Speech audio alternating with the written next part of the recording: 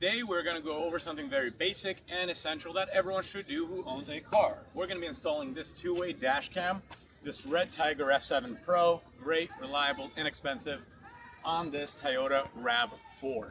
This is a lot simpler than you may think, and really you can do it with all the tools in here. So let's get into it. When installing a dash cam, there's a few things you want to map out and just have a plan for. First of all, where's your camera going to go?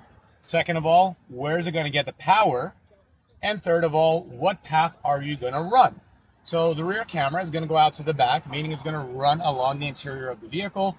Preferably, you don't want the wires hanging out, right? Passengers could end up hitting them. That'll end up being an interruption in the actual camera work. What we're going to do today with this Red Tiger camera, we're going to position the head right here. Afterwards, we're going to run the wires up into the headliner, sneaking it underneath.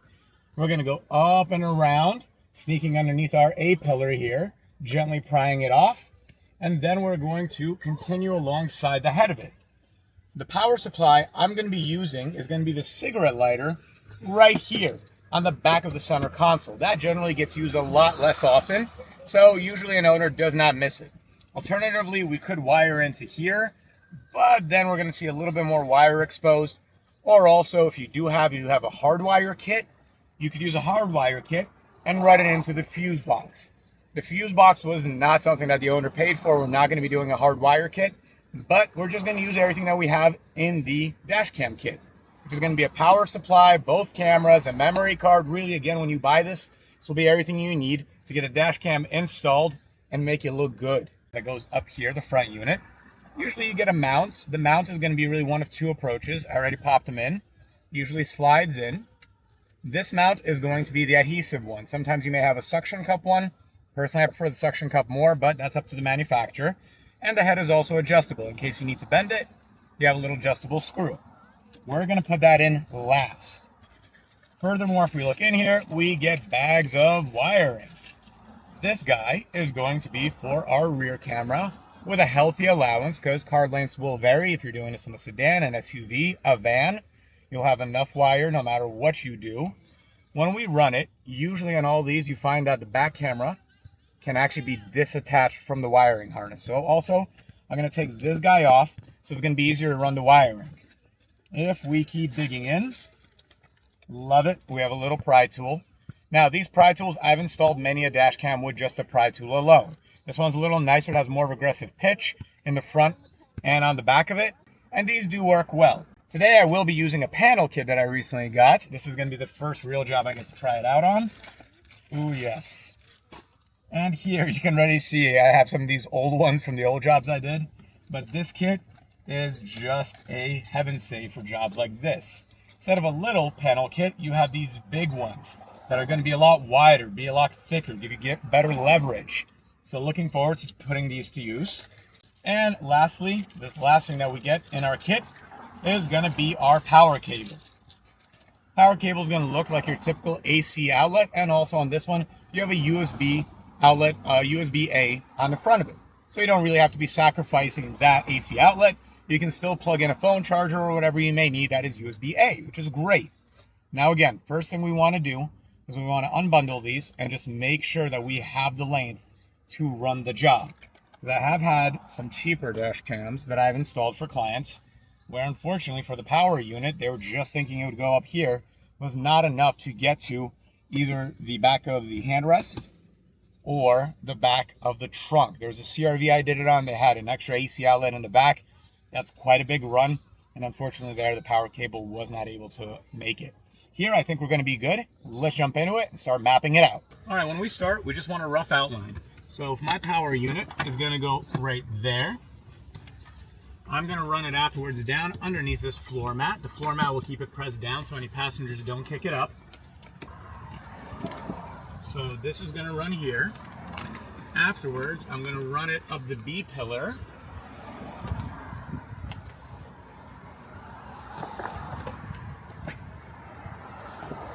Gonna come over to here. So I just use this as a pinch.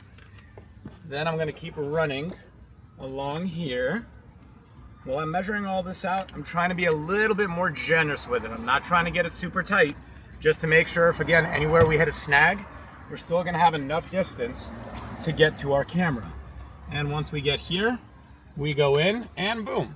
All right, with a few inches to spare. So honestly, I expected we have a little more space, but this is still plenty enough for us to have some maneuverability. And if I do have those few extra inches on this wire, I'm probably gonna snake it up into the headliner. There's no airbags there. There's nothing really right here. So that's gonna be a good place to hide our excess. Don't forget your safety. Honestly, gloves on a job like this are going to be great because you will be picking at some panels, and just to avoid breaking nails, getting unnecessary cuts. Boom, we're going to position the head downwards.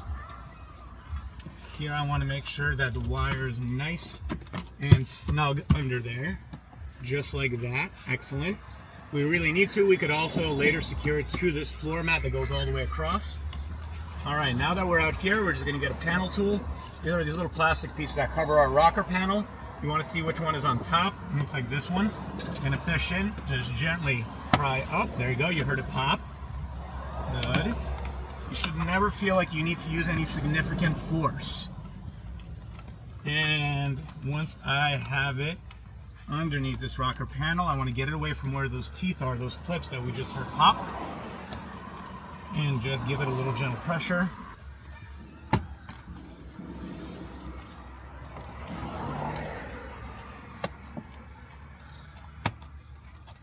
Like that. And afterwards, just press it down a little bit more. You should hear some audible pops. That means that it's seated. Now, one thing I like to do, you're going to have this sort of rubbery piece running along any door. That's the gasket that makes sure water, bad air, odors don't get into your cabin, or vice versa. So what we're going to do is we're going to run right along that, because usually if you just snake it off a bit, you see this nice little crease you have on the inside. We're going to be using that to snuggle in our wire. See how easily it just snakes in there? And this is also why I love the gloves, because doing that with your bare fingers, not going to be fun. Ask me why I know. I think you can guess. Boom. There we go, right up the top. You see how easy that is?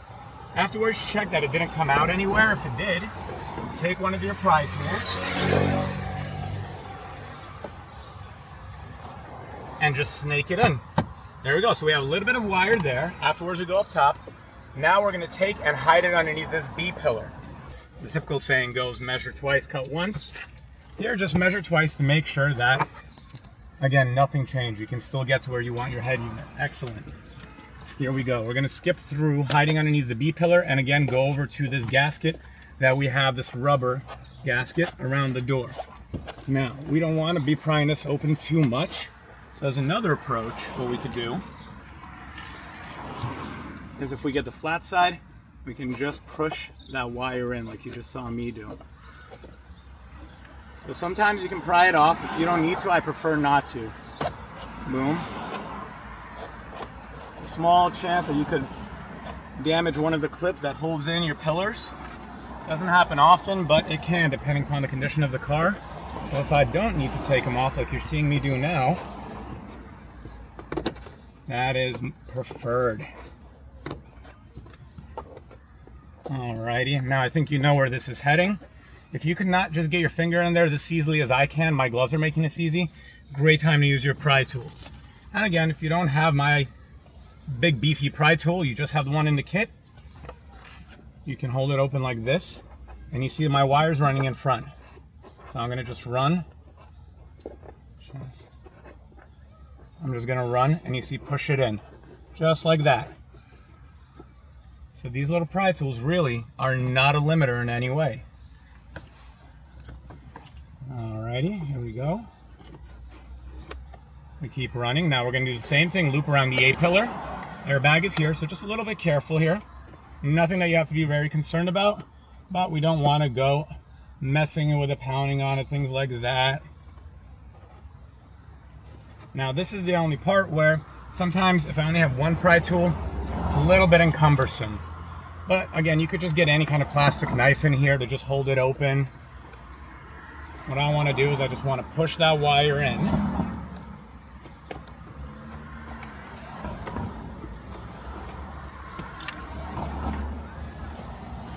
Boom, just like that.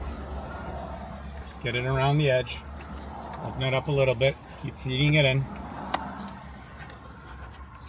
Feeding it in. If you see a little bit of a gap now, that's not to worry. Once you feed all of it in and there's not the wire hanging over the edge like it is now, it's going to seat a lot better. We're almost there. Again, one pry tool, I just got in there, just like that. You use anything that is hard plastic but with a soft edge. All right, and there we are. We have cleared our A-pillar. Now I'm just going to shove the wires a little deeper in and just massage. Make sure that everything's seated in there nice and well.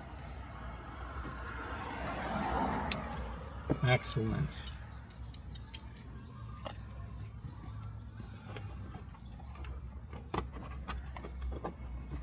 Here I already have the headliner starting up, so I'm gonna just take and feed open the headliner. See, it's very flexible. We don't have to go crazy on it, but there should be no fight here. Just like that.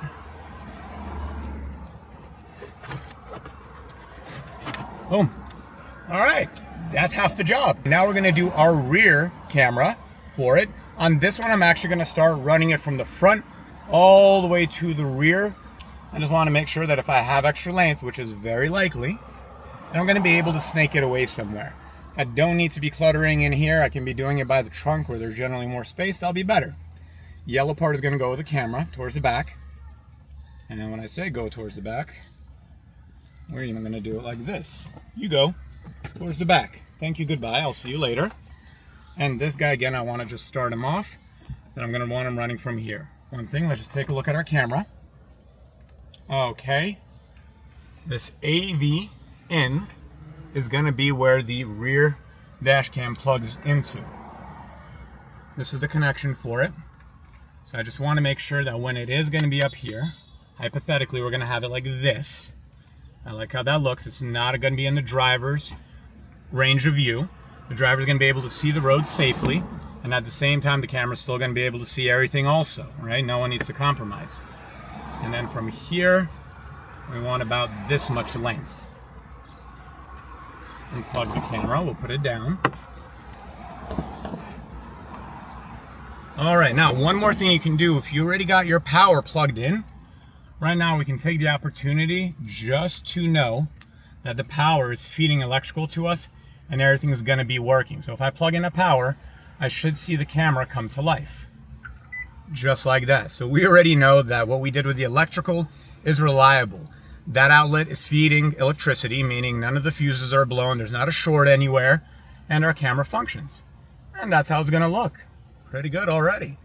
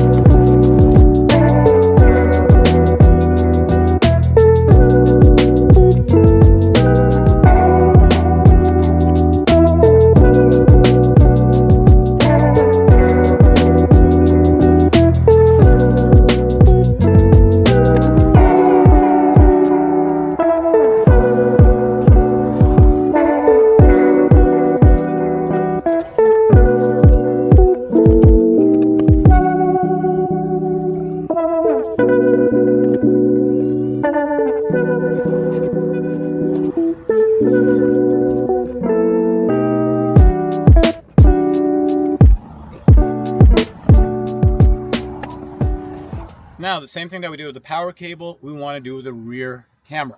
We want to make sure that we have enough length, and also you want to figure out where you're going to put it, because you have a few options. You could put it on the outside, let's say on the trunk, staring out at ground level, or you could put it on the inside of the vehicle, let's say over here on the top of the rear windshield. Personally, this is becoming more of my preferred choice. One thing that I've noticed, because again, done quite a few, so I see both ways it plays out. When it's on the inside, yes, the downside is that it's going to be a little bit farther away from the actual physical back of the vehicle, but rain, snow, salt, dirt, Mother Nature does not get at your camera. As opposed to if you have it on your trunk, yes, you'll probably have the closest proximity to whatever you're parking or if anyone hits you, But then again, the camera is exposed. So rain, dirt, snow, all those things could end up littering the lens, which they will, I guarantee. What I do in my car that has an outside camera, I just give it a little rinse off every week or so. And also, one thing, I've never had this happen, but it has crossed my mind, if the camera's on the outside and someone ends up hitting you or just bumping you in that spot, that's gonna kill the back camera. So personally, I prefer to do the inside. Let's see how that looks. I have everything stretched out. We're just mapping. We're gonna keep going along the left side of the car. Then I'm gonna hop over to the D pillar. Then we're gonna go up here. I'm gonna run along the gasket. For this client, because again, this is a paid job, I'm gonna do it that here it comes out and we're gonna go right into this trim piece.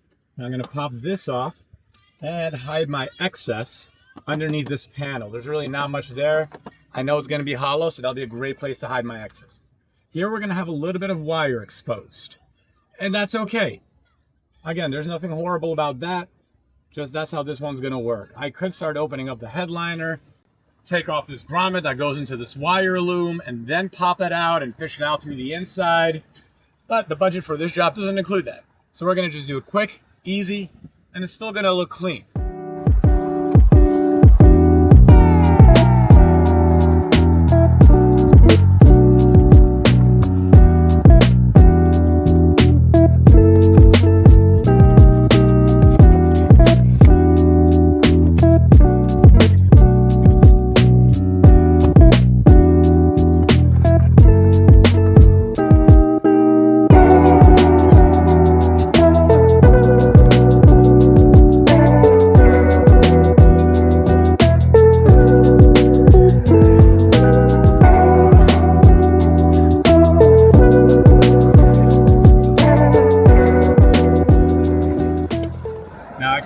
Gasket out and just run the wire underneath of it, but I'm gonna go against that because this metal piece over time could start eating into the wire, and I wouldn't want that. Alternative, if you really want to go underneath, you could put some electrical tape in here, insulate it more, but I prefer to play it safe and make sure that Dashcam is gonna be working for my client for a long time without any fuss or headache. I wanna get it about as center mounted as I can. Let's say right here. And now we're gonna be running for this panel. So I just politely fish it off, just like before. One side, the second, there we go. Just coming along. If you find that you need to use any significant force, then you want to reevaluate. There's a clip in there that is holding on too tight.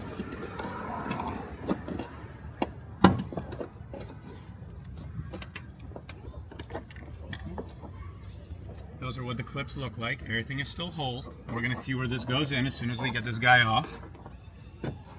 All right, there we go. So you see how these guys are? These clips are paced out. And this last guy popped out of here. We'll just put him back in with his friends.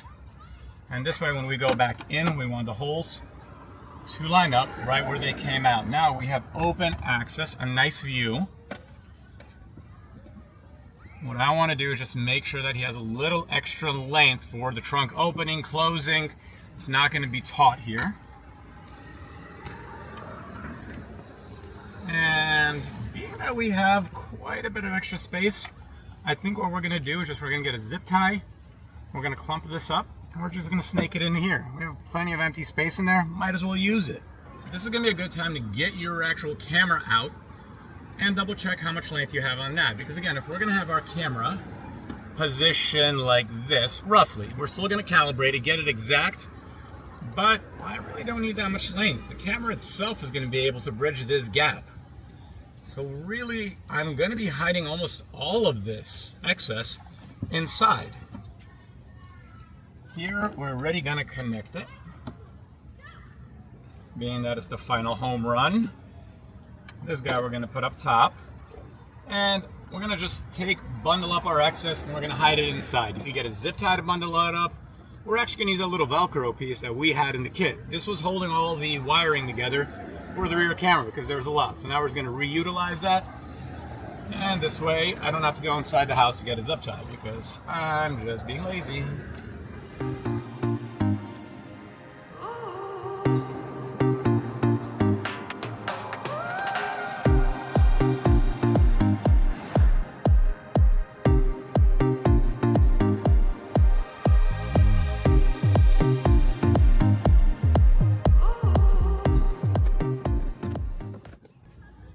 this guy, we can already start positioning.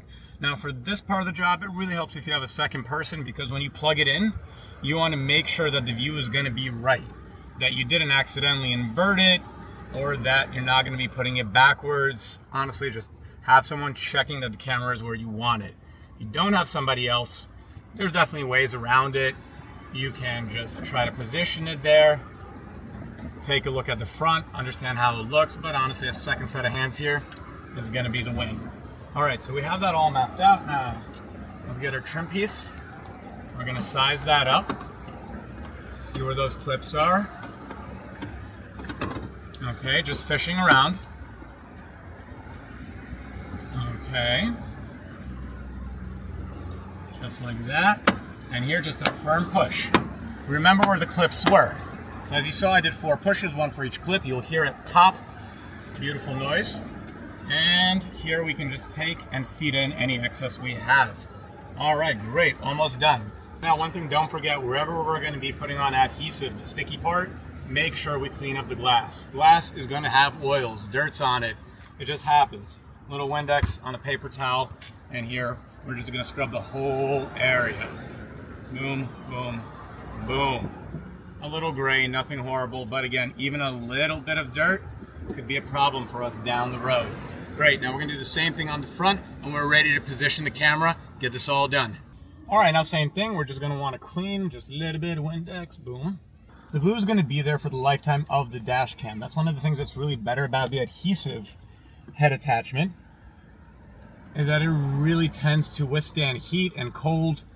The vacuum ones, even though they're easier to take off and put on, where you have the suction cup, in the summer when air expands, it gets hotter, it can kill your vacuum. And it's happened to me that I get into my dash cam just dangling there, and I gotta, cool it off, suction it back on. So again, every system has its pros and cons. I'm gonna do this with my camera already attached. I just want to position it in a way where I have good visibility. So we're gonna put our power on, so we're getting power. I'm thinking right here is a good range of view, and that it's not going to be interfering. We could be tilting it up and down, for which we want to just release this nut. Boom. That's going to be easier now to adjust it. But I don't want to do anything crazy. I actually like where it's at right now. We don't need any kind of angle on it. No way to dampen that. But yes, right here is going to be where it's positioned. Now we already cleared the glass. And just take, if you can, with your gloves, pry tool, save me. Oh yeah, the pry tool for the save. And just peel off this thread. That's the sticky part. Try not to get your fingers on there. And just nice and easy, make sure you're in position. Remember, stay off this black bit just to be safe. To be honest, the adhesive will still adhere to this pretty well, but the suction will have a little bit more trouble with that black dimpled area. Now I want to tighten in that nut. Excellent. And here also, we're going to connect the rear camera. All right, now if we look at the rear camera, we're just seeing trunk. Cool. This is where your second person is going to come in handy. I'm going to close the trunk up. I'm going to get my second person to sit here, and we're going to make sure that where we position that rear camera, where we stick it, is going to be the place that we want it. All right, so this may sound weird, but personally I prefer to do this with the trunk closed. I'm actually in the trunk right now. The door is closed. I have my helper up front. Helper, are you okay? Yes. All right, so now what we're going to do is we're going to just position this camera, and we want to make sure that where we're going to have it is going to be a good view. So this definitely is not going to work. Let's position it a little lower. I'm thinking kind of like this. Helper, how is the view right now on the rear, on that small box in the top left? Vice versa. And again, that's why we do this, right? It reads Red Tiger across here. It looks right. And actually, we would want it like this. So again, let's adjust the head. Helper, how does the camera look now? Once we have it glued there, one more adjustment we want to make. We want to make sure that when we tilt it, that we can see a good view of the car behind us. So generally instruct that the person helping you install it is able to see the roof and the license plate, and preferably even the bottom of the body kit of the car behind you, like this minivan. We did a green light, we're able to check everything, so now we're just going to tuck away any excess wire we have. All I'm going to do now is just tuck away any more wires that I have. I'm just being lazy trying to do this with my pry tools. If that doesn't go well, then I'm just going to pop it off a little bit. Just like that.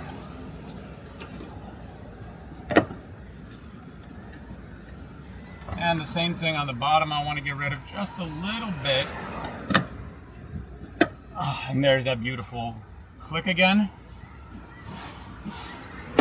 And that's our finished product. Love it. Great. All right, all done. Just got finished installing a two-way dash cam for a friend of mine.